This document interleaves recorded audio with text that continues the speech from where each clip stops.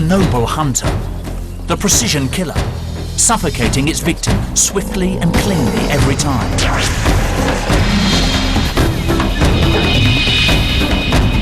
But is this squeaky clean image of the king of the beasts really true? We track one pride that goes in for a messier kind of killing, sometimes digging straight in, eating prey alive.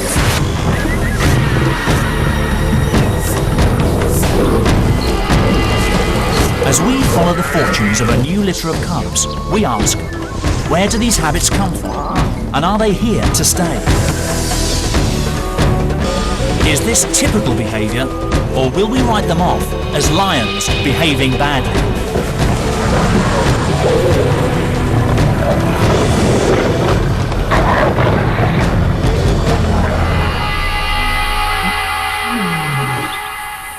It's a classic African scene.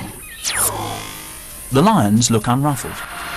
The Cape buffalo, opponents built like tanks, size up for a dirty fight.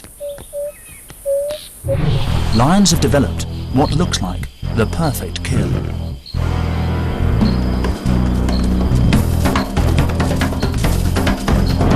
They've got combined power of the pride to bring down these giants. Custom-built jaws to crush the windpipe. The kiss of death, quick and clean.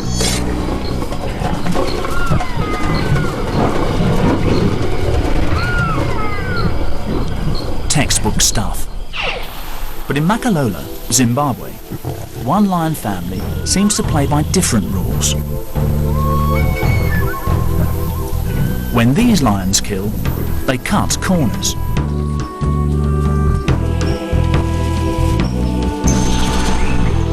Right now, one-year-old cubs swell the pride's numbers. Unusually, 7 of the 8 babies are male. Could this be a clue as to why this pride hunts the way it does?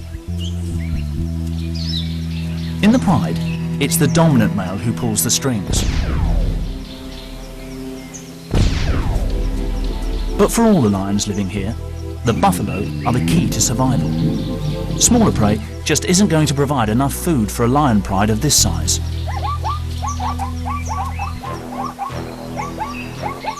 There is one sister to the 7 brothers. Born to Laduma, the senior female, Evie's future looks rosy. All she needs to do is copy Mum. But Laduma is set to have a harder job training her sons in the art of the kill. 2 sons already look set to shine. Malu has brawn, while Kimber has brains. Together, they could really stir things up.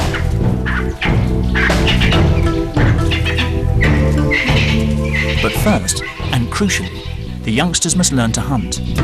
Their days in the security of the pride are numbered. They hang out with the top lionesses. Our first insight into how this pride does business. Mardi, identified by a radio collar, is often on hand as a second mentor to the cubs. This is on-the-job training, and Mardi also acts as a backup to her sister Laduma during attacks. When hunting, they're the ones the cubs will need to watch.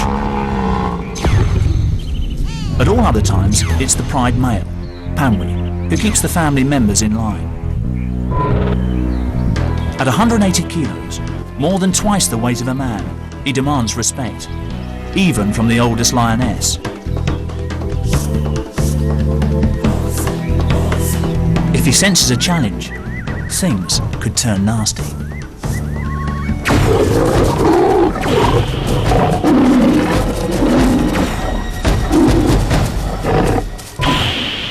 Pamwi's been in charge for nearly 3 years in this part of Zimbabwe's Hwange National Park.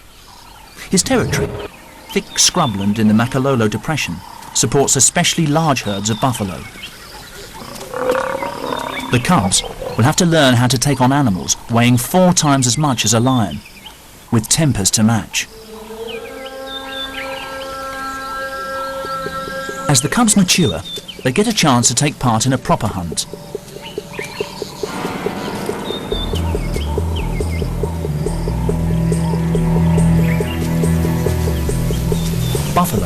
come to battle equipped with some of the heaviest and deadliest horns in the animal kingdom. Lesson number 1. Know how to pick the easiest target.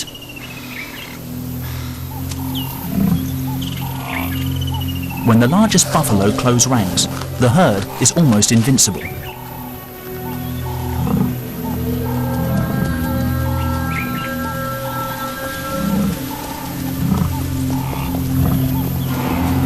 Laduma takes the lead. She's always up front. But how will the rookies react to the buffalo front line?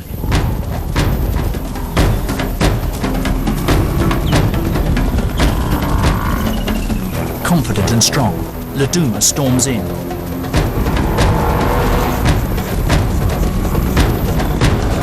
She's got a calf in her sights. The two boys approach from the flank. The buffalo fight back. Laduma lets go and the cubs scatter, but she won't give up that easily and sneaks in for another go. But the herd now has the upper hand.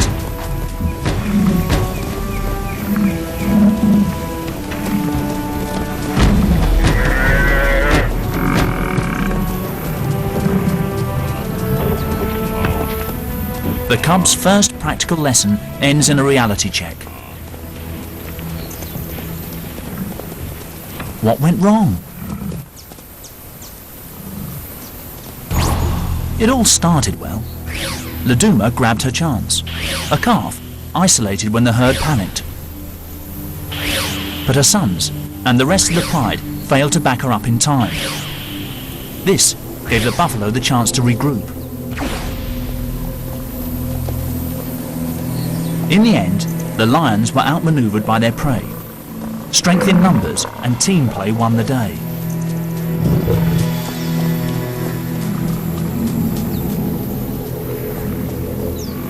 Buffalo 1, Lions 0.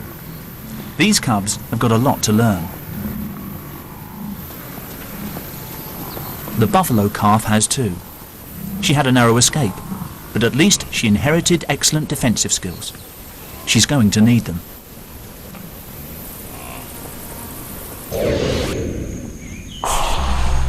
Three months earlier, she spent a few hours as a helpless newborn.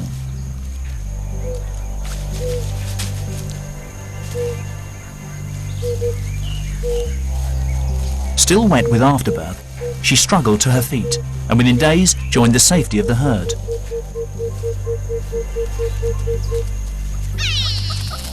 She'll have to use all her natural-born resilience to survive the lions of Makalolo.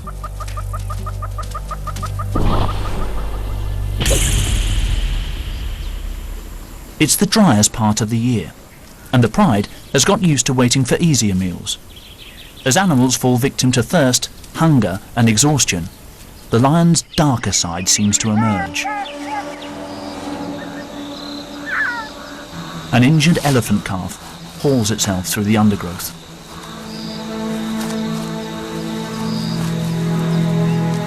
Noisy enough to attract attention. The wrong kind of attention. It looks like the end of the road for this baby. Earlier, a pushy buffalo herd unsettled an elephant family at a waterhole. In the stampede, the calf panicked, fell and was trampled.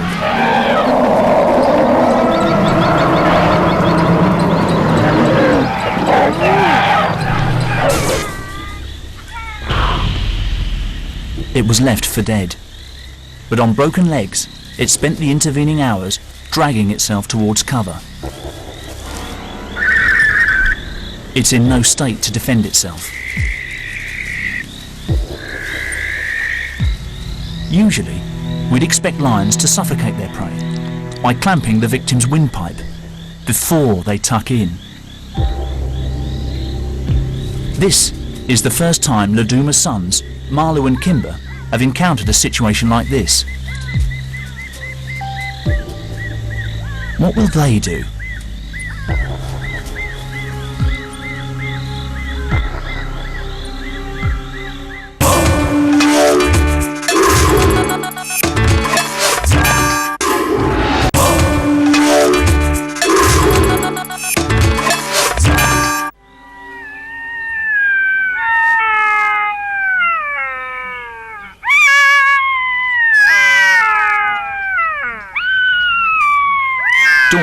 reveals the events of the night before. The lions started eating hours ago, but they haven't yet killed the baby elephant.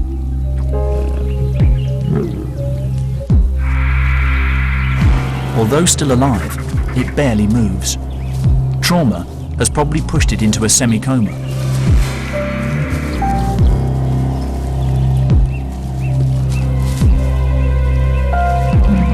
To human eyes, this might look brutal, but we can't judge lions by our rules.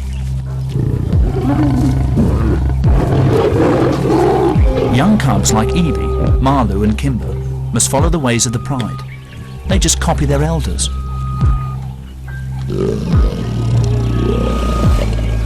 So, what has caused the older Makalola lionesses to dispense with the swift kill?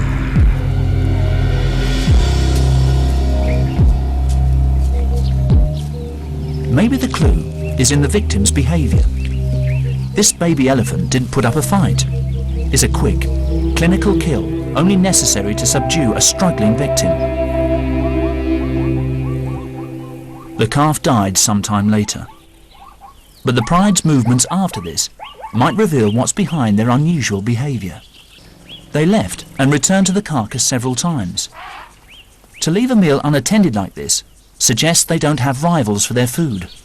In the heart of the territory defended by Pamwi, Laduma's family lives unchallenged. This isn't unique among wild lions, but it's a rare luxury. Laduma knew that the baby elephant couldn't escape. With no pressure to be fast and efficient, even hardwired hunting instincts can be short-circuited. Who wouldn't save their energy, given the opportunity? Their instinct to sleep for up to 20 hours a day, though, seems right on track. More clues about why these lions kill the way they do are found all around. Although Wangi National Park is largely a wilderness, man-made boreholes were sunk in the Makalola area to help the wildlife get through the dry season.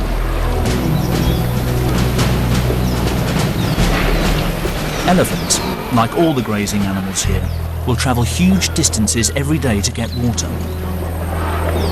When two heavyweights want the same thing, sometimes the pressure valves burst.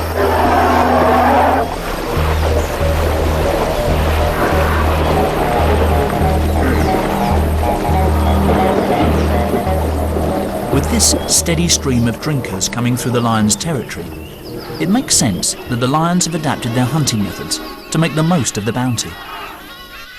But the question for the cubs is this: was eating an animal alive just a one-off, or are they likely to make a habit of it? Night. Pamwi's pride has woken up and is on the hunt again. More training for the cubs. Laduma is yet again the linchpin. It's not unusual for adult females to do most of the work during hunting, but tonight, she has an even bigger job. Marlu's strength and Kimber's wit have improved, but to make their contribution count, their mother needs to show them something new.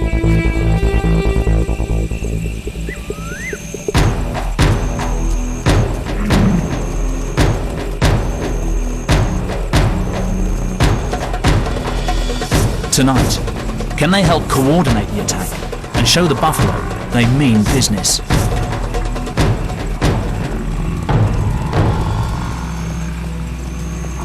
The calves, small and vulnerable, are kept at the centre of the herd, out of the firing line. Even for a lion, this huge wall of living flesh is formidable, and they lose their nerve.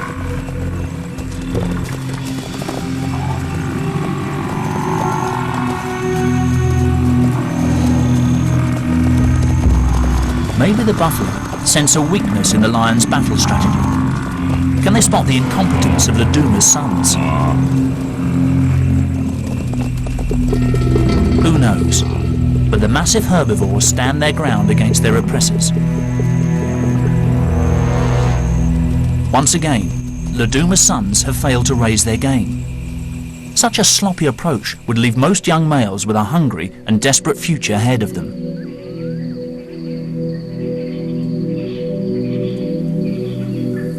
But Makalolo, yet again, offers them a soft option. Another tiny elephant calf wanders alone.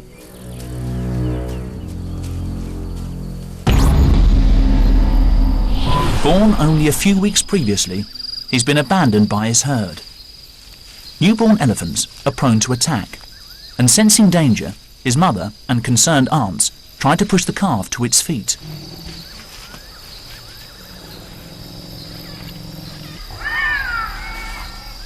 But he just wasn't strong enough.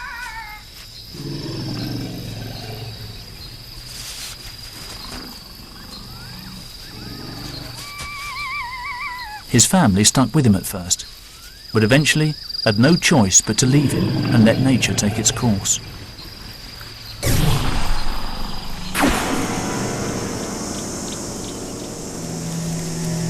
He survived the first days alone, but unprotected, he faces grave danger.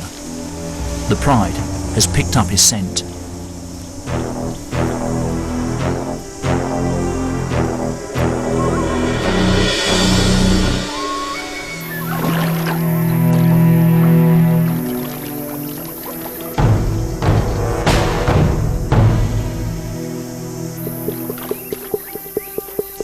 But the baby gets a lucky break.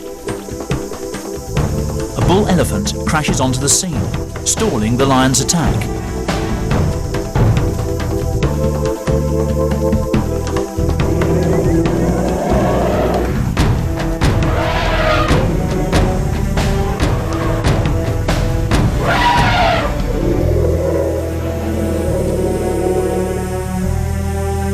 They wait to see what will happen next.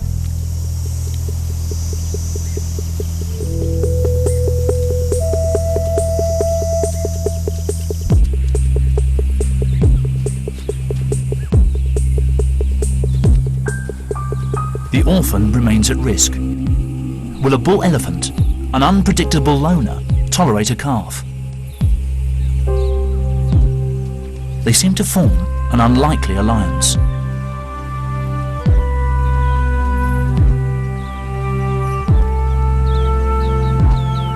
But a male elephant isn't inclined to watch over a lost baby.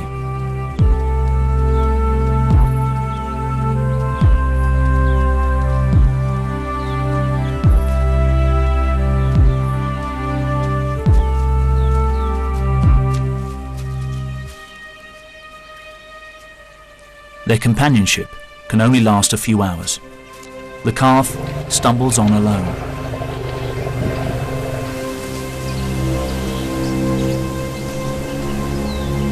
The African bush takes no hostages. The sick and needy stand out as beacons to the hungry and opportunistic.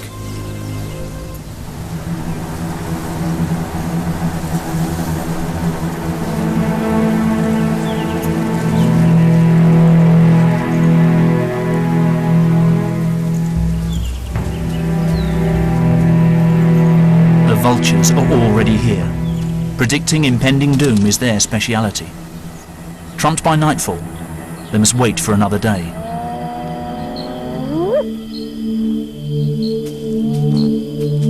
They don't call it the lion's share for nothing. They will get the most of this easy meal. And dehydrated, probably traumatized, the baby elephant gives up the ghost, sparing itself from a more gruesome death.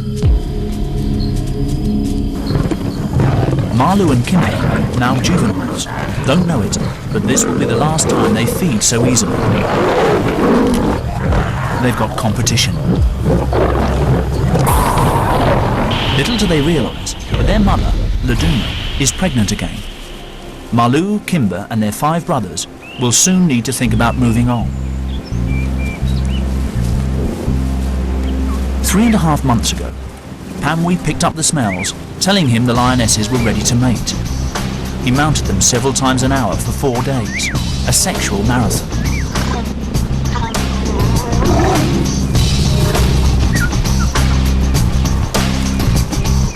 The birth of a new litter will mark a turning point in the lives of Marlou and Kimber. With more mouths to feed, it's crunch time. The extra competition means life will get tougher from here on in.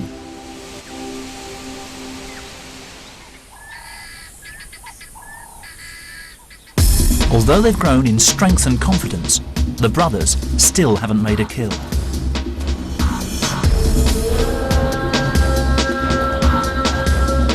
The time for lessons is almost over. Perhaps sensing that they need a game plan, they give their mother some proper backup. It's a turning point for the boys.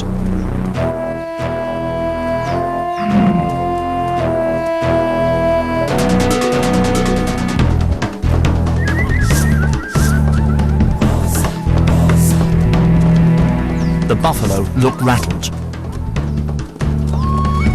A fast charge confuses the herd, and in the chaos, there's a straggler.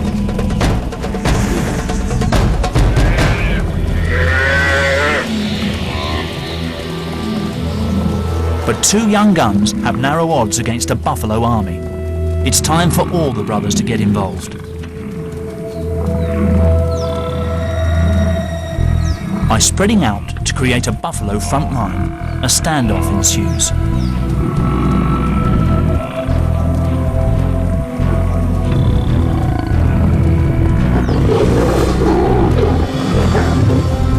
The lions still need an old hand for the finishing touch.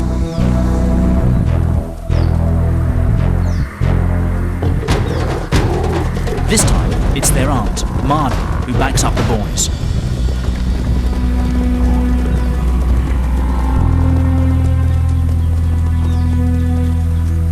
The cubs did help to execute a classic ambush, but they still can't finish the job.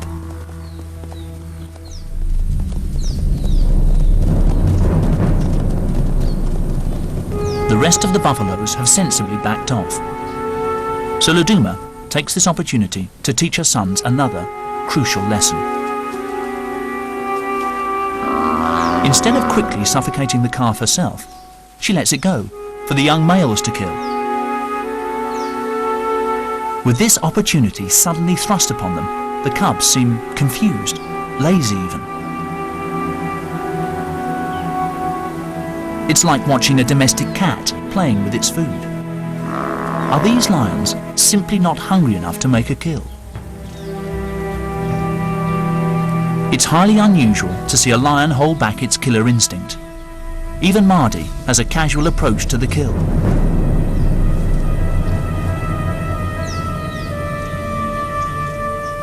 Then, the calf suddenly struggles a little, and a primal instinct kicks in. Mardi grabs the animal's throat.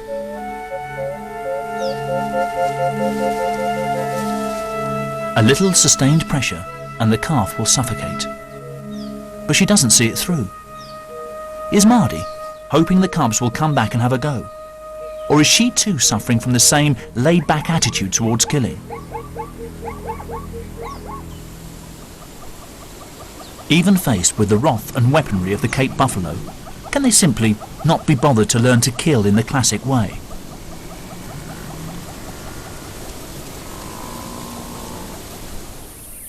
It's nightfall before the lions tuck in.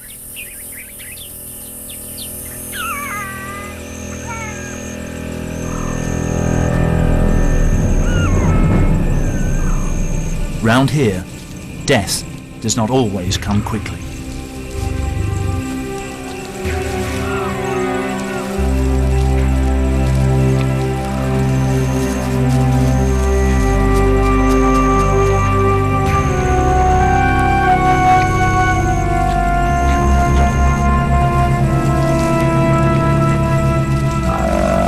Marlu and Kimber have other problems to deal with. Soon, along with their brothers, they will be forced to leave, but they must sharpen up their act.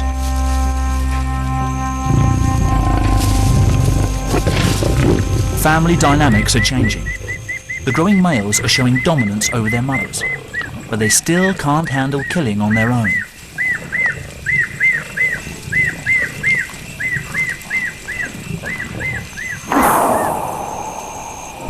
In lion society, dominant males rarely make the kill when with the pride, but they usually monopolise the meal.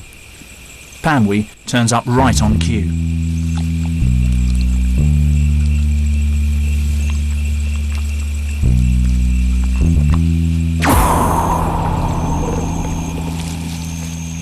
Kimber and Marlu give him space. The two brothers are developing a close bond, a bond that could, one day, put them into direct competition with their father. To keep the young upstarts in check, Hanley moves in to shake things up.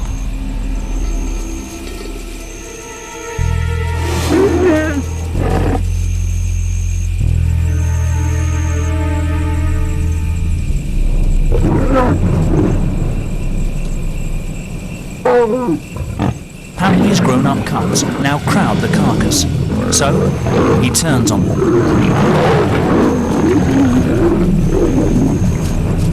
A good lesson has been learned. Big males eat first. Kimber grabs what he can and retreats.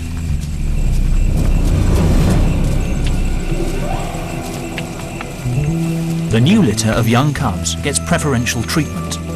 From now on, the adults will look out for them.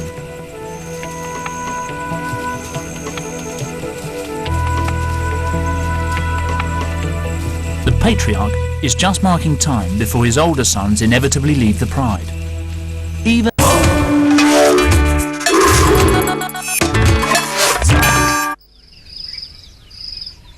tensions within the pride simmer on into October. Then the Makalolo heatwave begins.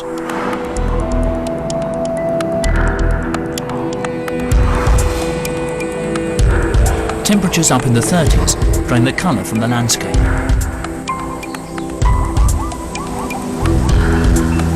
Dust storms sweep through, and even the man-made boreholes dry up.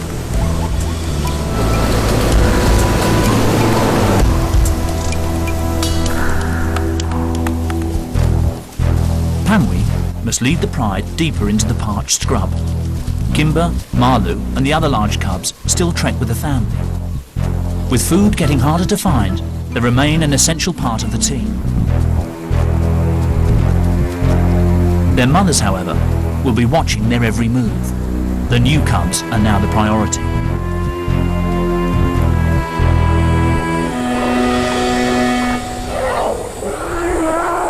At what's left of the waterholes, thousands of feet and hooves churn the mud into a potential death trap. Adult elephants indulge in the usual skincare routine, but for a baby, it's a new danger.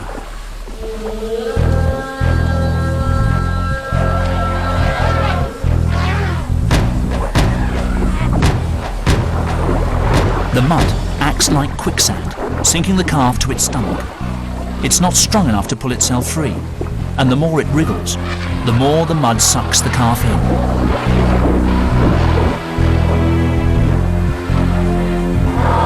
The elephants in this area have already lost 2 calves.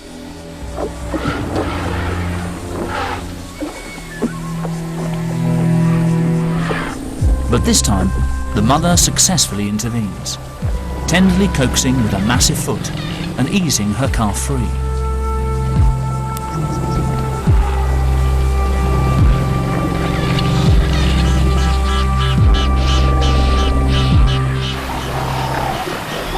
The mud is a real menace. Buffalo have broad, flat hooves to stay on top of it, but invisible holes riddle the pool.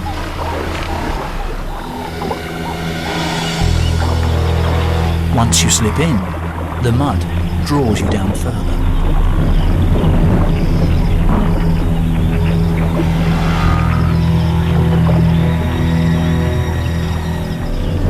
For 2 days, this helpless cow bakes under the glaring sun. Nighttime brings little relief.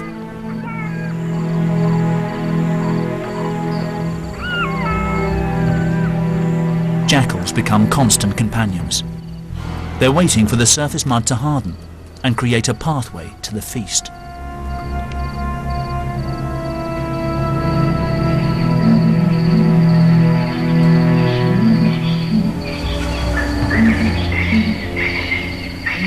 On the 3rd morning, the buffalo faces an even worse fate. The Makalolo pride turns up. As usual, it's Laduma who takes the responsibility. To get a good hold on the animal, Laduma will need to reach it without getting stuck herself. If she can, her pride will eat well.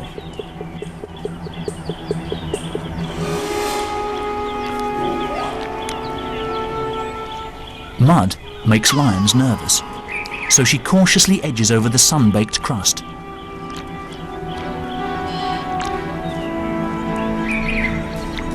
Even though she could simply start feeding at the soft rump, Laduma seems to want to show the cubs a textbook kill. She can't reach the windpipe. Instead, she holds the buffalo's snout, long enough to bring a quick end. It's a mystery why Laduma chose to go for a traditional kill this time.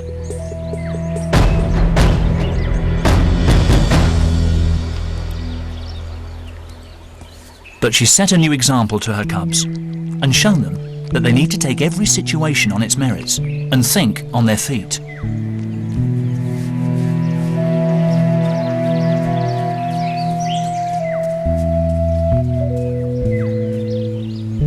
This buffalo could have appeared more threatening than we think. If it had struggled, it could have dragged one of the lions into the mud. Maybe by killing it first, Laduma made sure they could eat in safety.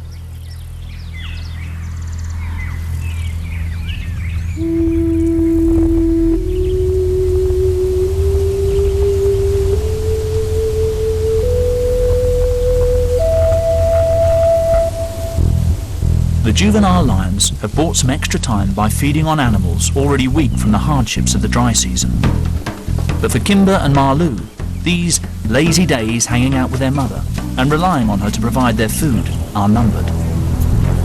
Nearly fully grown, the boy cubs have huge appetites and growing aspirations. November brings long-awaited relief from the heat.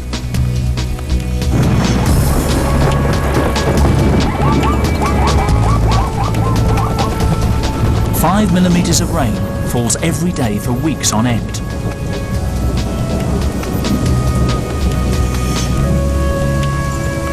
Gradually, the rains rejuvenate the scorched landscape.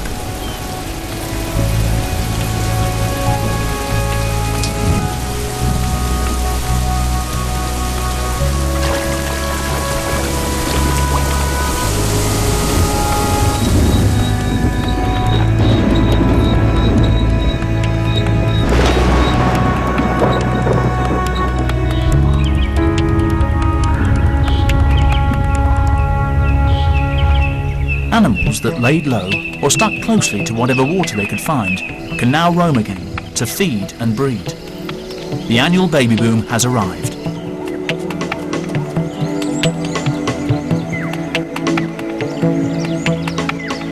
Soon after giving birth, many mothers come into heat.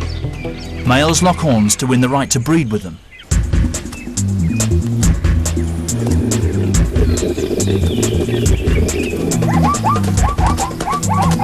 Zebra males lash out, nipping each other and kicking with their powerful legs. But one zebra mare stands quietly by. Her stillborn foal has lain dead for over 24 hours, but still, she continues to watch over it.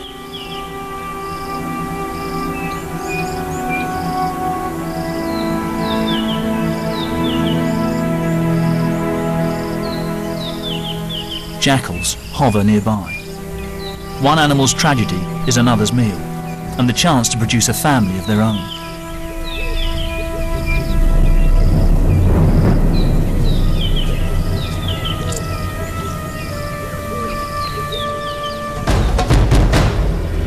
The rains bring abundance in Makalolo, but also upheaval. The juveniles in the Lion Pride face a trying time. They must earn their keep and regularly take part in the hunt.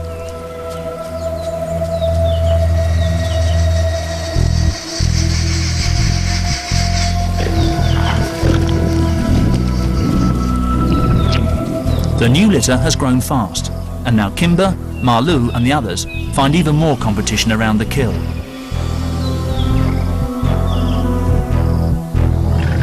But for juvenile males, the cold shoulder treatment is an essential part of growing up. Instinctively, they know not to fight for their place, and they know their father well enough. He would stamp out any challenge to his authority. But after the meal, the family fault lines temporarily close over, and they enjoy a bit of quality time. The young cubs are catching up fast, and the lionesses have their work cut out.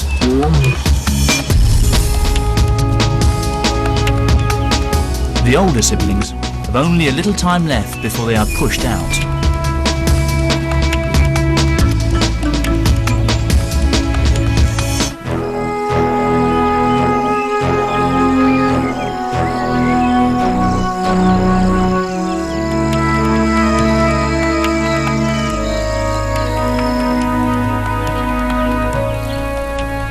Increasingly, the adolescent gang rests up away from the main pride.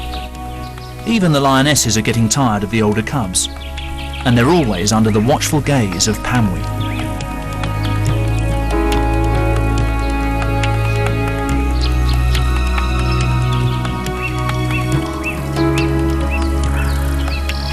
Such a formidable coalition. 7 new males who could one day threaten Pamwi's status as Lord of Makalola. Their success will depend on their friendship.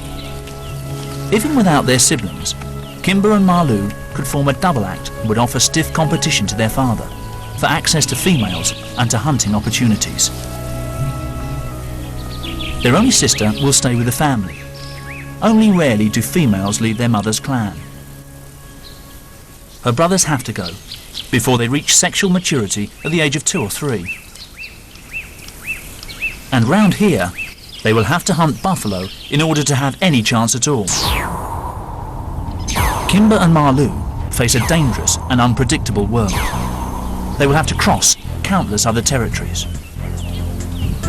Neighbouring pride males will be ready to defend their turf to the death. With their manes starting to grow thick and new surges of testosterone coursing through their veins, it won't be long before they want to go. Let's hope they've learned enough to take on new rivals.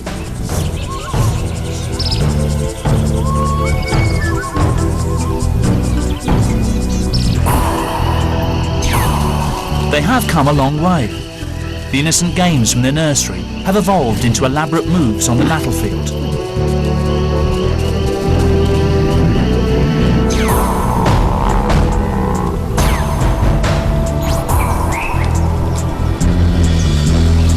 It's taken months of trial and error, but finally, Kimber and Malu and the rest of the brothers rise to hunt as one.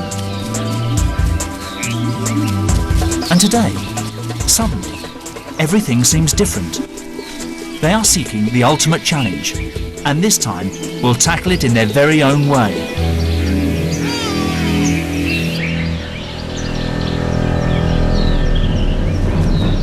For once, they have no adult lionesses to dig them out of a hole, but they rise to the occasion. Good teamwork helps them locate and ambush a solitary buffalo bull.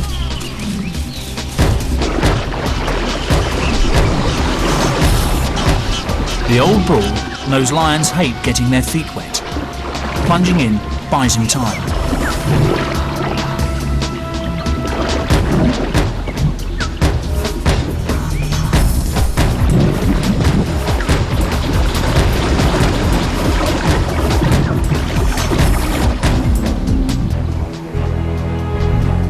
Malu courageously wades in.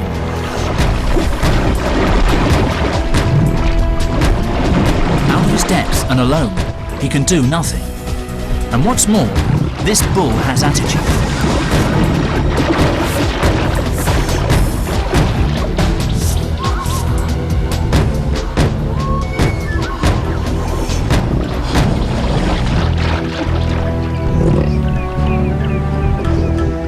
But Malu and his brothers don't just give up anymore. They've grown in maturity and in patience. Working together, they prove they can cope on their own.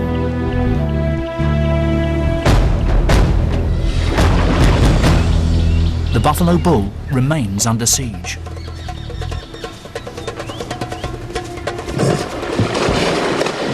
The lions play safe. Rightly so. A false step, and they'd slip into the spearing range of one of those deadly horns.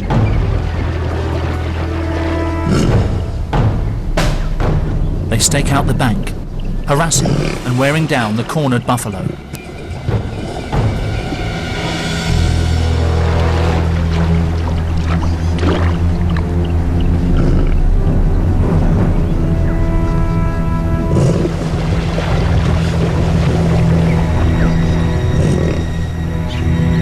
Despite their persistence, there's a last-minute hitch. A bull elephant shows up at the waterhole.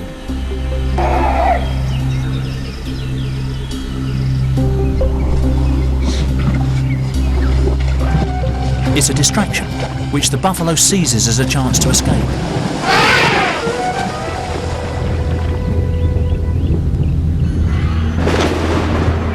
On this occasion, luck ran against them, but even seasoned hunters regularly miss their target.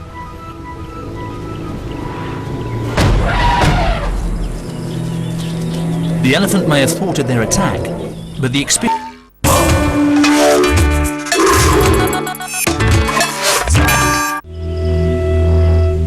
The good times are over. By June, everything dries up again.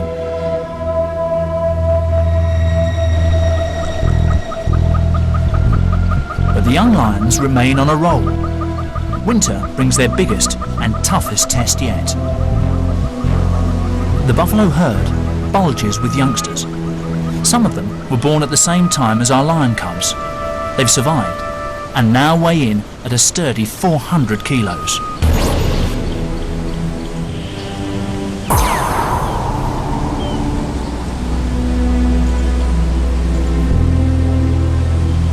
More muscle to strengthen the buffalo line of defence.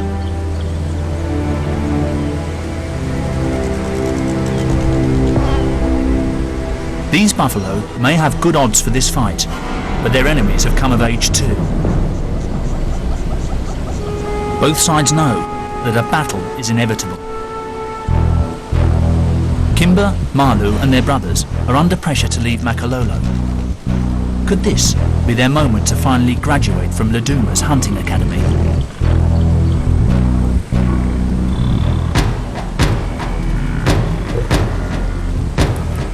Laduma does what comes naturally to her and spearheads the attack.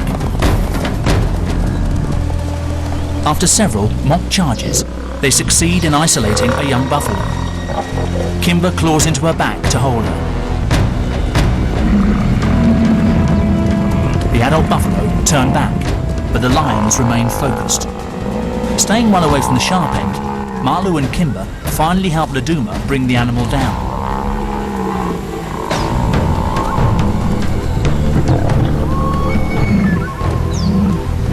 Laduma led the hunt, but a triumphant son Malu muscles in to claim the prize. Question is, what will he do next? The buffalo haven't given up, so Laduma sets off to confront them again.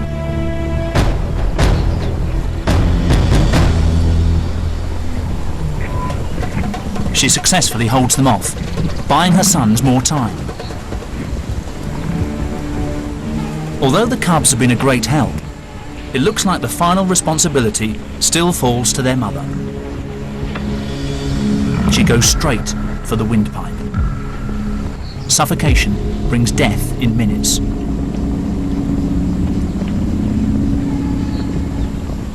For these cubs, it looks like they won't learn to finish their prey off until they've left home and are forced to do it for themselves. But at least they've shown that the unconventional habits they experienced when they were very young aren't necessarily here to stay.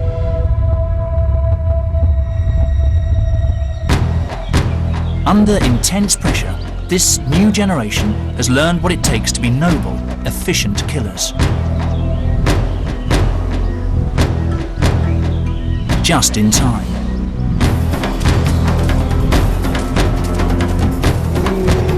An excursion into the territory next door gives Malu and Kimber a huge fright, when Pamwee's nearest competitor gives them a real taste of things to come.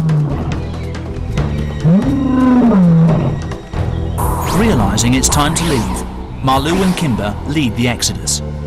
Their father now has a new litter to help the females with the hunt. But they go armed with the experience to survive beyond the cosy world of Makalolo. In time, this powerful coalition of brothers will rule the bush elsewhere. For their mother, it's business as usual. The cycle of feast and famine in Makalolo goes on, and Laduma will continue to roll with the punches. Whether that involves killing her victim first will be down to what seems best at the time. Lions are not the clean-cut, noble hunters we like to think they are. Just like us, they will cut corners and take the easy route whenever they can. And if that means eating their prey alive, so be it. But these lions aren't behaving badly. They are just being themselves.